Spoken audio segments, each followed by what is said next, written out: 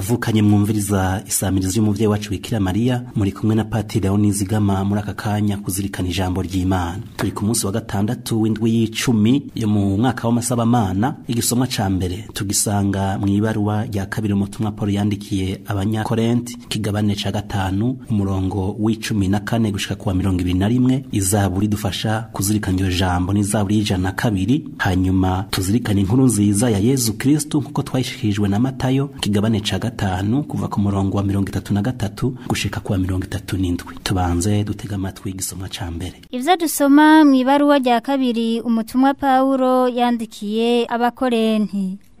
Inshuti zanje, iyo twiyumviriye ko umwe yapfiriye bose bigatuma abandi bose bapfa, urukundo rwa Kristo ruca rudufata.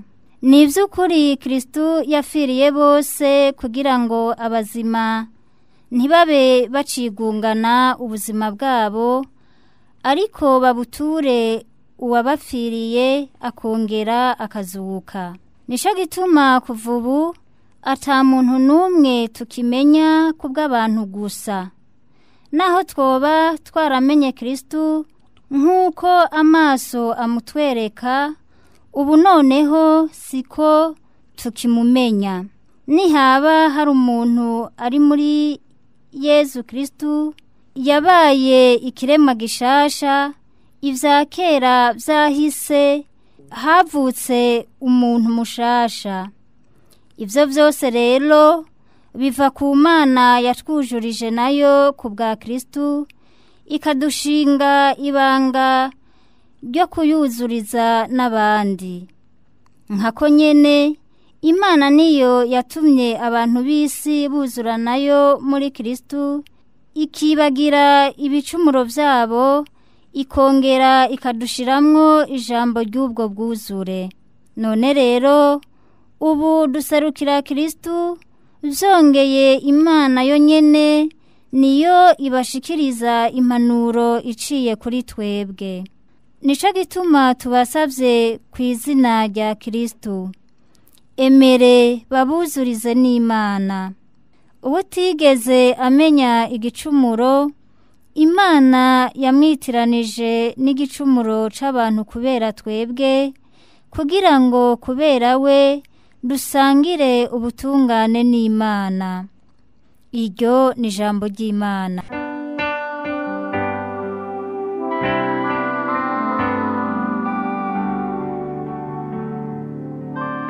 Umukama niwe nyene imbabazi ni munyakigongwe. Umukama niwe nyene imbabazi ni munyakigongwe. Himbaze se mushaha wanje Umukama, maze n'amagara yanje yose aninahaze izina ryiwe ryeranda. Himbaza se mushaha wanje Umukama, maze ntihagire ico mwibagira mu vyiza vyiwe. Umukama niwe nyene imbabazi ni munyakigongwe. Niwe akurekurira ibicumuro vyawe vyose, niwe agukiza indwara zose, niwe akugarurira ku cobo, niwe agutuma uhagatirwa n'urukundo n'igishika. Umukama niwe nyene imbabazi ni munyakigongwe. Umukama niwe nyene imbabazi ni munyakigongwe. Ntakazishavu akaza urukundo. Uko ducumura siko aduhana, uko tumutuka siko adusubiza. Umukama niwe nyene imbabazi ni munyakigongwe.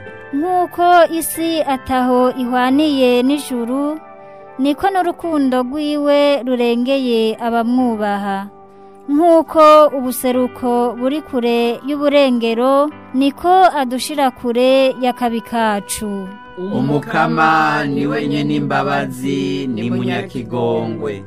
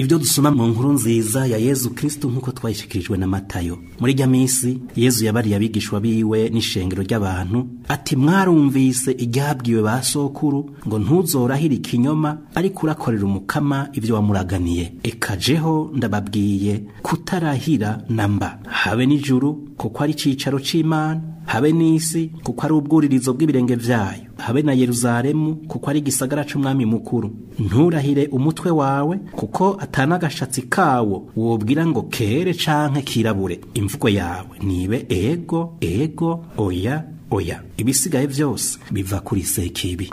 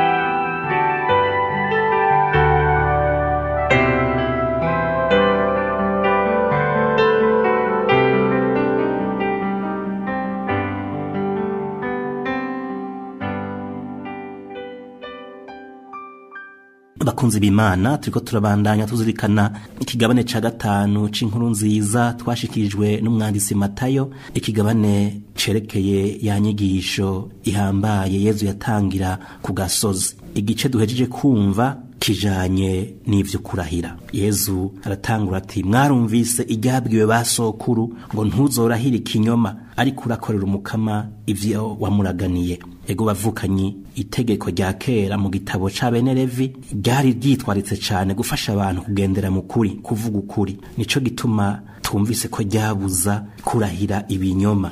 No kuvuga iki? No kuvuga gufata Imana nk'icabona kandi kushikiriza ibinyoma utari kuvuga ukuri. Yezu wewe aciye abandanya atekajeho ndababwiye kutarahira namba. Yezu turumva ko ashika kure mu kudufasha kunogereza iri tegeko. Kuri we nuko twokwama tuvuge kuri gihe cose. Hanyuma iyo umuntu yitwaritse ko amavuga ukuri, erega kurahira dusanga bidakenewe. Ijambo umuntu avuga ritegerezwa kugira agaciro ubwaryo nyene kubera ukuri kuri muri ryo, atari wararondera ibindi bigemeza mu ndahiro. Kuko nanone ku bantu baba benshi abatitwararika kuba mukuri, indahiro rega ntacivuze ntacibagira. None abarundi ntibavuga ngo indahiro ntigwaza mu nda. Rero nico gituma nimba Imana ishobora gushigikira ijambo umuntu avuze mbere ikanarikorerako, sukubera ababanje gushiramwo iyo Mana mu majambo avuga, ahubwo nukubera umuco ukuri kuri muri iryo jambo nyene abavuze. Ico mukamaro yifuza nuko twovuga ego yari ego, tukavuga oya yari oya. Ati ibisigaye byose biva kuri Sekibi. No kuvuga ko nimba Imana twemera ko ari ukuri kuri nyako, nkuko na Yezu avuga ati jewe ndukuri, inzira, ukuri n'ubuzima, nuvuga ko Sekibi nayo ari kinyoma, igizwe n'ikinyoma. Ico gituma rero umuntu wese yitwararika kuba ku ruhande rw'Imana, yitwararika kuba hafi y'Imana, ahunga ikinyoma. None ikidutera intege twebwe n'ikihe twebwe ba Kristo? Eka twumve umutumwa Paulo ijya tubwira mw'ibaruwa yandikiye abakristo b'i Korinti. Agira ati inshuti zanje, iyo twiyumviriye ko umwe yapfiriye bose, urukundo rwa Kristo ruca rudufata. Ego bavukanye byose bihera ngaho. Hamwe umuntu yemera vy'ukuri n'umutima we wose ko Yezu w'i Nazareti ariwe Kristo mukama yamupfiriye, yapfuye kubwiwe, ntiyoshobora kuguma nkuko yahora. Nawe aca afatwa n'ubwo rukundo, aca akira urukundo rw'igishika, agakunda Kristo, agakunda n'uwo Kristo yapfiriye, no kuvuga umuntu wari we wese. Umutumwa Pawulo arabandanya gatomora atwereka ibimenyetso canke ibintu biranga uwo muntu amaze guhindurwa n'urukundo rwa Kristo. Ubwa mbere agira ati abazima ntibabe bacigungana ubuzima bwabo, ariko babuturo bapfiriye akongera akazuka. No kuvuga uwo muntu rero muzima yamaze kumenya Kristo ntabacigungana ubuzima bwiwe, abaho ku bwa Kristo akabaho no ku bw'abandi, aratanga ubuzima bwiwe akabuha abandi, mbere akanabihebera. Ikimenyetso kigira kabiri nuko bene uwo muntu ataba kimenya umuntu numwe kubw'abantu gusa. Agira ati nico gituma kuvubu ata muntu numwe tukimenya kubw'abantu gusa. No kuvuga iki?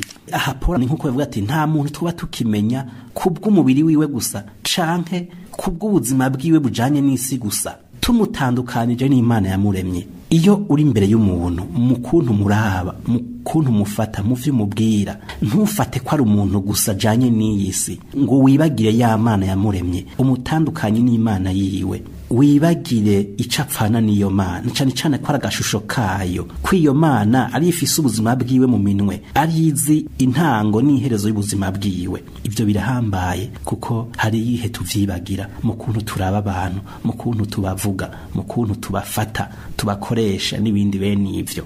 Ikimenyetso kigira gatatu umutumwa Paulo twumvise avuga kijanye no kuzura n'abandi canke gusubiza hamwe n'abandi. Imana riyuzurije natwe mu mwana wayo Yesu Kristo. Nico gituma umukristo n'umuntu yuzurijwe gute? Ubwa mbere arasubiza hamwe na wenyene n'ubuzima bwiwe nyene. Rega birakina ko dusubiza hamwe na twebwe nyene, kuko harusanga umuntu bwiwe atiyakira, harabahora babibona. Hanyuma ubwa kabiri ukuzura n'abandi, ukuzura n'abantu. Ubwa gatatu ukuzura n'Imana. Nico gituma rero umaze rero kushika kuri izo ntambwe, akiyakira wenyene, akuzura n'abantu, akuzura n'Imana, aca nawe ashingwa ibanga ryo kuzuriza abandi, ibanga ahabwa n'Imana iciye muri Ekleziya kandi akarikorera muri Ekleziya. Nico gituma tubasavye ku izina rya Kristo, emere babuzurize n'Imana ku izina rya Data n'irya Mwana n'irya Mutima Mweranda. Amen.